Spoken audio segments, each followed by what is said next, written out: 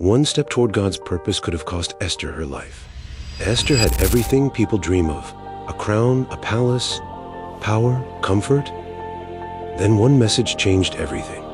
Her people were marked for destruction, and the only person who could speak to the king was Esther. There was one problem. Approaching the king without an invitation wasn't just against protocol. It was punishable by death. One step into the throne room could become her last. So Esther faced a choice: protect her life or risk it to obey God's purpose. Most people wait until they're certain before they obey. Faith works the other way around. God often calls you to take the first step before showing you the outcome. Purpose doesn't begin when fear disappears. Purpose begins when obedience becomes greater than fear. Mordecai told Esther, "Who knows whether you have come to the kingdom for such a time as this?" Esther 4:14.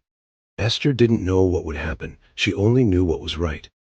So after calling God's people to fast, she declared, "If I perish, I perish." She chose faith over safety, and God used one courageous act to save an entire nation. Many of us pray, "God, show me the whole plan." But God often says, "Take the next faithful step." You don't need every answer to obey God. You need the courage to trust the one who already knows the outcome.